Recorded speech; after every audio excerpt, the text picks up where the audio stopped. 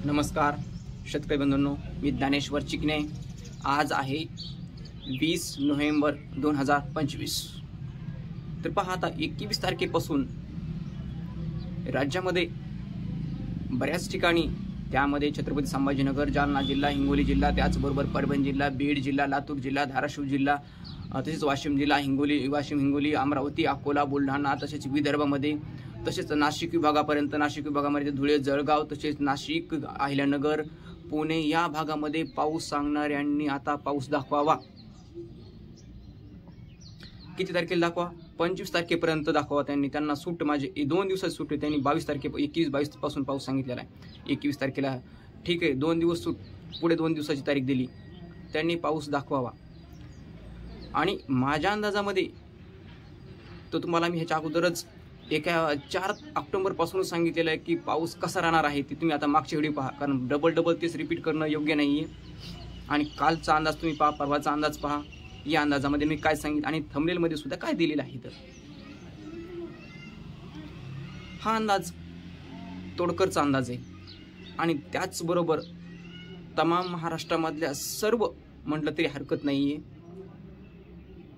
हवामान तज्ञ हवामानांचे अंदाज देतात, त्यांचा पण अंदाज आहे की महाराष्ट्रामध्ये 22-23 तारखेला पाऊस येणार। त्यामध्ये त्यांनी पश्चिम महाराष्ट्र सांगितलेला आहे। पश्चिम महाराष्ट्रामध्ये अहिल्यानगर जिल्हा, नाशिक जिल्हा, त्याचबरोबर छत्रपती संभाजीनगर, बीड, परभणी या भागामध्ये देखील पाऊस सांगितलेला आहे। पण मी माझ्या विरुद्ध का तोडकरच आहेत का? माझे वैयक्तिक तोडकर विरोधक नाहीत, माझे सांगायचं म्हणजे तोडकर विरोधक नाहीये, पण मी तोडकरचंच का नाव घेतो ह्याच्यामध्ये एक मुख्यत्व कारण हे आहे की जे लॅपटॉप समोर आहे तोडकरच्या, आणि लॅपटॉप समोर असताना मी अंदाज दिला, स्वतः अंदाज दिला म्हणून स्वतःचीच गवई गाणारे हे तोडकर आहे। कारण अंदाज चल पुढच्या वाड्याला म्हणणारा हा तोडकर आहे, जे की अंदाज सांगायचा म्हणजे इथून मागची तसेच प्रत्येक अंदाजामध्ये त्यांनी तसंच केलेले की जे अंदाज तारीख दिलेली, अगोदरची तारीख द्यायची पावसान, पुढे पुन्हा म्हणायचं शेतकऱ्यांना मी दिलासा देतो, पावसाळ्यामध्ये सुद्धा असंच केलेलं आहे त्यांनी। कारण मी तोडकरचं नाव घेतो, तोडकर का माझा वैयक्तिक दुश्मन नाही आहे। तोडकरचं काय अंदाज आता सर्वांचे चुकणार आहेत, हे जे आता जे सांगितलेले सर्वांचे अंदाज चुकणार आहेत, हे मी ठामपणे सांगतो। फक्त माझा, त्यांच्या विरुद्ध फक्त एकट्याचाच माझा अंदाज आहे की महाराष्ट्रामध्ये 25 तारखेपर्यंत पाऊस फक्त सिंधुदुर्ग आणि कोल्हापूर जिल्हा वगळता महाराष्ट्रामध्ये पाऊस पडणार नाही, हा माझा अंदाज आहे।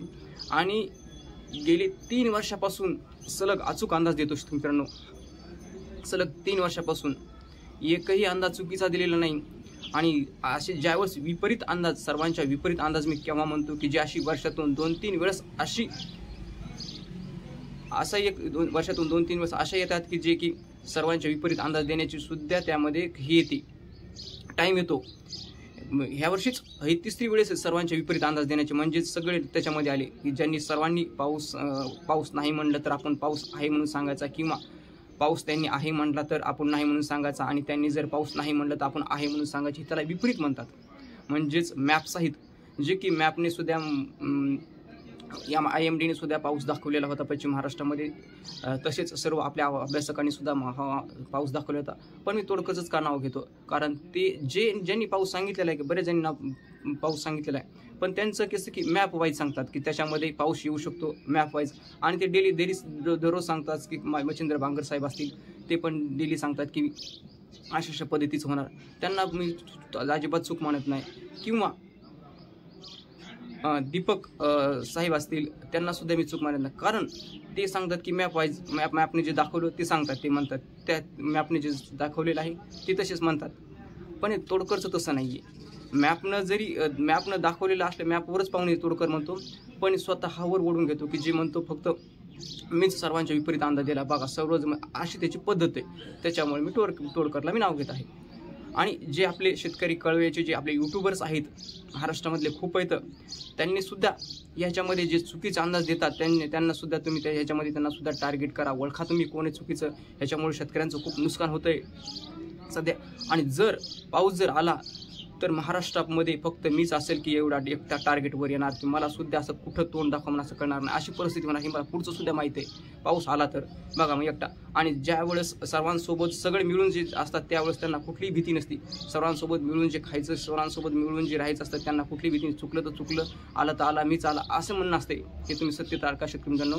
पण ज्यावेळेस सर्वांच्या विरोधामध्ये एक जातो, सर्वांच्या विरोधामध्ये मी नाही आहे, पण एक सांगायचे म्हणजे अंदाजामध्ये विवेक जातो, त्यावेळेस हा एकट्या जर टार्गेट केलं तर खूप मोठं भयंकर असतं त्याच्यामध्ये. आणि ही जर ह्याच्यामध्ये विपरीत अंदाज देणं म्हणजे सोपं नाही आहे, हे तुम्ही लक्षात घ्या, सोपं नाही आहे. त्याच्यामुळे म्हणतो की जे आपले महाराष्ट्रामधील यूट्यूबर असतील त्यांनी माझे अंदाज दाखवावे, आणि मला जर महाराष्ट्राचं जर पुढचं जर भविष्य जर चांगलं जर पाहिजे असेल तर त्यांनी माझ्या अंदाजावर दाखवावं, की जे की यवतमाळमधील ज्ञानेश्वर खरात पाटील असतील त्यांनी सुद्धा माझ्यावर एवढी, त्यांना सुद्धा मी सांगितलेलं होतं की 2019 सारखी परिस्थिती होणार. त्यांना मी ह्याच्या अगोदर म्हणजे 20 ऑक्टोबरला जे पाऊस येणार होता त्याच्या अगोदरच त्यांना मी कळवलेलं होतं, मॅसेज केलेलं होतं की अशी परिस्थिती होणार आहे म्हणून. पण त्यांनी सुद्धा हा मॅसेज माझ्या अंदाजावर दाखवले नाही, कारण की माझे ह्यूज कमी येतं.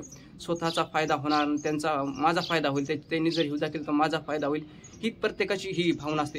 पण तसं करू नका. जे की परिस्थिती अशाने खरा जर अंदाजक आहे त्याला कुठलाही, मी असो अगर कोणी असो, खरा जर अंदाजक असेल तो जर मागं राहिला तर त्याचे मनोबल खेचलं गेलं तर पुढे शेतकऱ्यांचं खूप मोठं नुकसान होणार असतं. आणि एक ना एक अंदाज माझा अचूक आहे, ज्यामध्ये की ह्या 2025ला मी 25 वर्ष हे अतिवृष्टीचं वर्ष असेल आणि पूर परिस्थितीचं वर्ष असेल, महापुराचं वर्ष असेल, हे सुद्धा मी अंदाज दिलेले होते. ते अंदाज मी डिसेंबरमध्येच दिलेले होते, डिसेंबर जानेवारीमध्ये. ते अंदाज बघा तंतोत. आणि पाणी किती येईल त्यावेळेस सांगितलं होतं मी, पाण्याची पातळी किती येईल गोदावरीला, माझ्या इथं गोदावरीची पाण्याची पातळी किती येईल तितकं सुद्धा मी त्यावेळेस कन्फर्म सांगितलं होतं. आणि त्या प्रकारे पाणी आलेलं आहे आणि तुम्हाला ते दाखवलेलं पण आहे.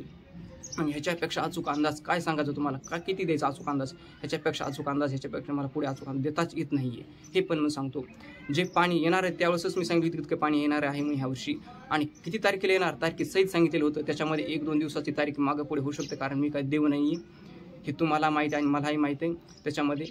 पण एवढं जर कन्फर्म मी जर अंदाज देत असेल तर माझ्या अंदाजाला जर ह्यूज नसतील आणि मला जर शेतकरी काही नाव ठेवत असेल, ह्याचा अर्थ ह्याच्यामध्ये काय नाव ठेवतात काय की म्हणजेच की जे आता मी 4-5 दिवसापूर्वीपासून सांगत आहे की मी पाऊस येणार नाही म्हणून, तर काही कमेंट मला असं विरुद्ध अर्थ येतात की सर्व पाऊस सांगत आहेत आणि तूच एकटा आहेस का जो की पाऊस न म्हणणारा, तुझ्यातले अंदाज खराब होईल. कारण माझे अंदाज हे मलाच माहीत आहेत. आणि हे जर अंदाज माझ्या तमाम शेतकरी बांधवांना मी यूट्यूबवर कळवळीची की हे अंदाज माझ्या अंदाजाला तुम्ही पुरस्कृत हे करा, जे की खरा अचूक अंदाज आहे म्हणून त्यांना तुम्ही हे करा. आणि पुढे सध्या जर परिस्थिती बघा, तुम्हाला अजून आजचीच परिस्थिती सांगतो, म्हणजे काल परवाचीच माझ्या इथं ऊसाचं हार्वेस्ट येणार होतं. ऊस तोडणीला हार्वेस्ट होणार सगळी बोलणी झाली. तुम्हाला फोनवर सुद्धा रेकॉर्ड दाखवू शकतो मी, जर पाहिजे असेल तर. माझ्यासाठी जर महाराष्ट्रातले शेतकरी माझ्यासाठी जर काम करीन असेल त्यांना सुद्धा मी रेकॉर्डिंग देतो. माझी इथं बोलणी झाली, सर्व झाली, फोनवर बोलणं झालं, त्याच्यामध्ये किती पैशाचा सर्व व्यवहार झाला. पण अचानक हार्वेस्ट दुसऱ्याच्या इथं गेलं. कारण वरून त्यांनी हार्वेस्टवाल्याचं कसं असतं की मी ह्यांनी सांगितलं त्यांनी सांगितलं, अशी परिस्थिती आहे. कारण त्यांना कोणाचं एका शेतकऱ्याचं संपलं, त्यांच्याकडे 4-5 जण गेली, पैशाची वाढ झाली. कारण पैशाची वाढ कशामुळे झाली की पुढे पाऊस येणार आहे म्हणून अशी वाढ झाली. कारण मी एकटा फक्त सांगणारा पाऊस येणार नाही, मग एकटा सांगणारा आणि अनेक जण सांगणार, ह्याच्यामध्ये बरेच जणांना कन्फ्युजन होतं की अनेक जणांचं खरं होईल, एकट्याचं कुठं खरं होईल. आणि त्यामुळे पैशाची वाढ झाली. आणि जिकडे पैसा असेल तिकडे हार्वेस्ट हे पैशावाल्याकडे जास्त गेले. मी सुद्धा पैशाची केलेली होती, पण माझ्यापेक्षा ज्यांनी पैसा दिला त्याच्याकडे जात असते. ही अशी शेतकऱ्यांची लूटमाप होती चुकीच्या अंदाजामुळे. आणि हा अंदाज तुम्ही शेवटपर्यंत बघा, हे अंदाज शेअर करा, सबस्क्राईब करा आणि आपल्या चॅनलला सबस्क्राईब सुद्धा करा.